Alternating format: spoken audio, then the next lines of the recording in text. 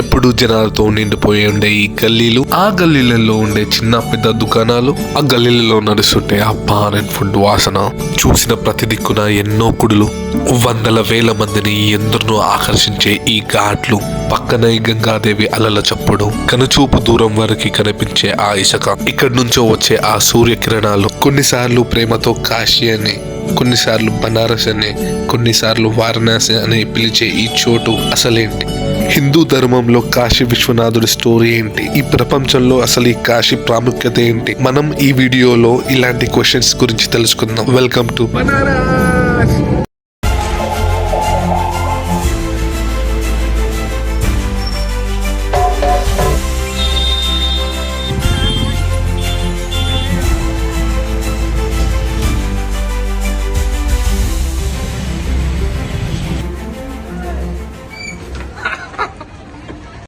కాశీ ఎంత పురాతనమైనదంటే ఎవరు చెప్పలేరు, ఎందుకంటే it's older then history.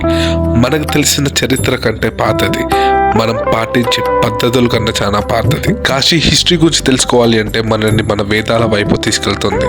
First Kashi అనే వర్డ్ మన అథర్వ వేదాల్లో దొరుకుతుంది. ఇది కాకుండా మనకి శివ పురాణంలో, బ్రహ్మ పురాణంలో, అగ్ని పురాణంలో, మత్స్య పురాణంలో, స్కంద పురాణంలో కూడా దొరుకుతుంది. మహాభారతం, రామాయణంలో కూడా మనం చూడొచ్చు. రామాయణంలో దశరథుడి వైఫ్ సుమిత్ర, కాశీ రాజ్యం రాజకుమారి, అదే లక్ష్మణుడి తల్లి.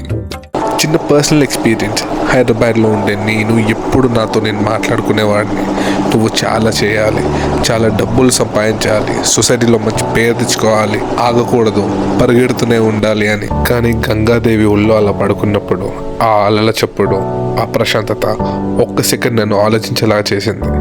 కొన్నిసార్లు నువ్వు ఎంత కష్టపడ్డా, ఎంత చేసినా నువ్వు అనుకున్న పనులు అవ్వవు.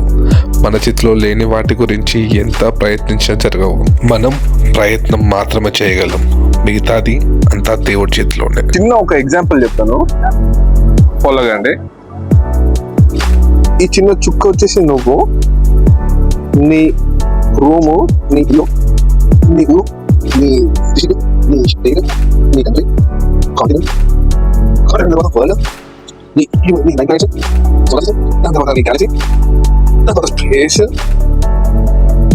ఇంత పెద్ద యూనివర్స్ లా ఈ చిన్న చుక్క నువ్వు డస్ట్ పార్టికల్ నువ్వు అంత వాటి కంపేర్ చేసుకుంటే నీకు ఈగోలు, ప్రేమలు, బాధలు అన్ని నీకే. యూనివర్స్ లో లేని బాధలన్నీ నీ ఒక్కని మనసులోనే ఉంటాయి. జీవితంలో చేయాల్సినవి, చూడాల్సినవి చాలా ఉన్నాయి. చిన్న చిన్న బాధలు, కష్టాల దగ్గర ఆగిపోతే ఎలా అని చెప్పేసి నన్ను నాకు పరిచయం చేసింది ఆ రోజు. అసలు శివుడికి కాశీకి సంబంధం ఏంటి చెప్తాను. పార్వతీదేవితో పెళ్లి అయ్యాక శివుడు పార్వతీదేవితో ఇక్కడికి ఉండటానికి వచ్చాడు. అండ్ ఇక్కడే తనతో ఎప్పటికీ విడిచిపెట్టి వెళ్ళను అని చెప్పేసి ప్రామిస్ చేశాడు. అప్పటి నుంచి కాశీ శివుడి ఊరుగా పిలువబడుతుంది. శివుడు లేకుండా కాశీ లేదు. ఇక్కడ ప్రతి గల్లీలో, ప్రతి ఇటక పైన శివుడు ఉంటాడు. జస్ట్ ఇప్పుడే మా దర్శనం అయిపోయింది అనమాట.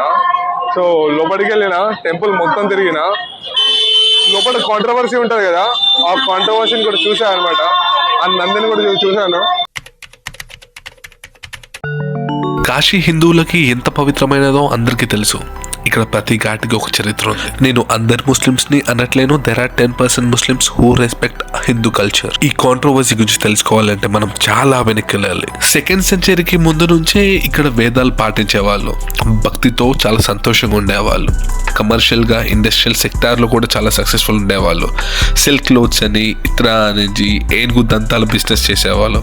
మల్మల్ అని, శిల్పకళ గురించి అయితే మనకి చెప్పాల్సిన అవసరం లేదు. కొన్ని వందల ఏళ్ళు చాలా ప్రశాంతంగా, సంతోషంగా ఉండేవాళ్ళు.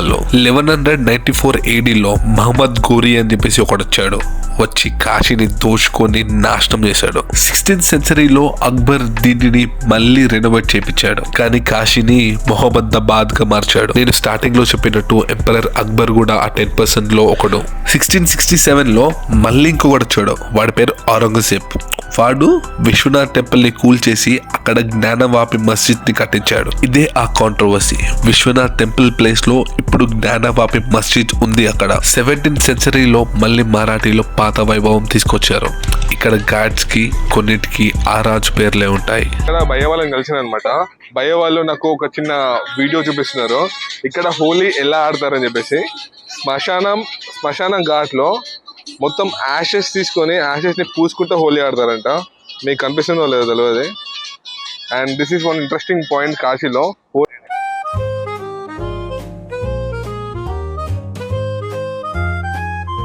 ఫైనల్ గా నా పెయింటింగ్ అయితే అయిపోయింది. మ్యాచ్ అవుతుందో మ్యాచ్ అవ్వట్లేదు మీరే చెప్పండి. Look at this. ये वाला स्टिक कितने का? కొత్త దినం మా డాడీ కనబడుతున్నాడు నాకు అయితే. Rate this out of 10. दोनों आजकल लिप दे जैसे लक्ष्मी जी आए थे मोती बरसेगा माथे से लगाए गंगा सागर का प्रसाद 5 बार माथे से लगाए. I don't know.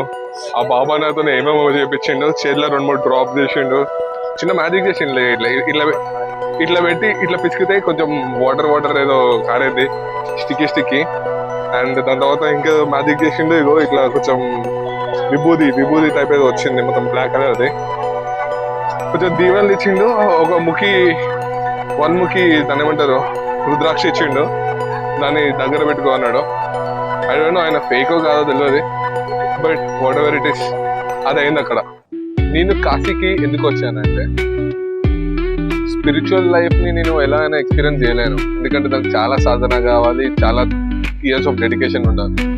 So at least motel life అయినా అని ఇట్లాంటి ప్లేస్కి తిరిగి లైఫ్ గురించి ఏదో తెలుసుకుంటామని చెప్పేసి అని కాదు. But there are chances, high possibilities కదా. ఇట్లాంటి ఆప్షన్స్ ని ఎక్స్ప్లోర్ చేస్తే మనము ఇంకా బెటర్ అవ్వచ్చు. చుట్టుపక్కల జనాల నుంచి ఇంకా చాలా నేర్చుకోవచ్చు. ఇక్కడ కాలభైరవుడికి మెడలో స్కల్స్ ఉంటాయి కదా. ఆ స్కల్స్ అన్ని ఎట్లా తన మెడలో వచ్చాయంటే కాలభైరవుడు బ్రహ్మదేవుడిని తల నరుకుతాడు అనమాట. ఏదో రీజన్ వల్ల తల నరుకుతాడు. అండ్ ఆ తల కాలభైరవుడి చేతికి ఇట్లా అతుక్కొని ఉండిపోతుంది అనమాట. ఈ అతుక్కున్న తలని విడిపించుకోవడానికి కోసం అని చెప్పేసి చాలా ప్లేసెస్ తిరుగుతాడు, కానీ ఎక్కడ పోదు. కాశీకి వచ్చినప్పుడు కాలభైరవుడికి ఏదైతే స్కల్ ఉంటుందో అది ఊడిపడుతుంది అనమాట. ఆ ఊడిపడిన దానికి వాల్యూ ఇచ్చి ఆ స్కల్ ని మెడలో వేసుకుంటాడు. ఒక్కటి అంటే బ్రహ్మదేవుడి తల అనుకోవచ్చు. కాకపోతే కాలభైరవుడి మెడలో ఉన్నవన్నీ బ్రహ్మదేవుడి తల అనమాట. అంటే డిఫరెంట్ లోకలలో చంపిన స్కల్స్ ని తను వేసుకొని ఉంటాడు. బనారస్ స్పెషాలిటీ గాడ్స్ విశ్వనాథుడే కాదు, ఇంకా చాలా ఉన్నాయి. పదని తెలుసుకుందాం. ఇక్కడ ప్రవహించే గంగాదేవి రూపం లాగానే హిందూ ధర్మాన్ని లేపుతూ చాలా జరిగాయి ఇక్కడ. 6th సెంచరీలో గౌతమ బుద్ధ తన ఫస్ట్ ఉపదేశం ఇక్కడే ఇచ్చాడు, సారనాథ్ లో. దీనిపైన నెక్స్ట్ వీడియోలో మనం మాట్లాడుకుందాం. బుద్ధిజం ఇక్కడ నుంచి స్టార్ట్ అయిందనడంలో తప్పే లేదు. బుద్ధిజమే కాకుండా జైనిజం కి కూడా కాశీ చాలా ఇంపార్టెంట్ ప్లేస్. జైన్ ధర్మంలో మొత్తం 24 తీర్థకారులు ఉంటారు.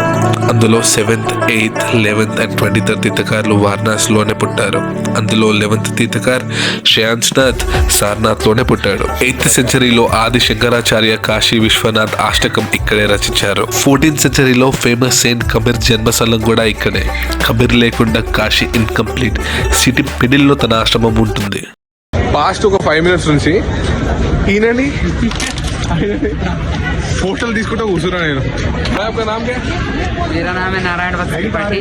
आपका फोटोज कैसे खींचा मैंने? बहुत बढ़िया खींचे हैं.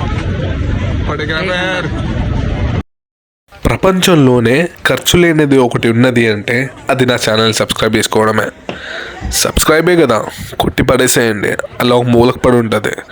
మణికర్ణిక సారనాథ్ అండ్ ఇంకా స్కాట్లాండ్ బ్లాగ్స్ రాబోతున్నాయి. బాబు ఇప్పుడు లోకల్ కాదు, బాబు ఇంటర్నేషనల్. नोट अच्छा ये बात भी कर रहा है. इसको यहाँ पे क्या हुआ? वो उसी तरह उसको बचपन से हम लोग उसको खरीद के दूसरे जहाँ से लाया ना, तो वहाँ से ये वो बाल वहाँ हो गया. कितने में खरीदा है इसको? 80.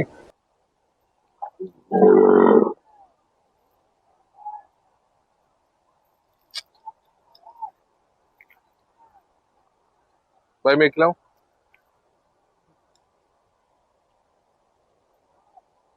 आराम से आराम से. खिलाइए.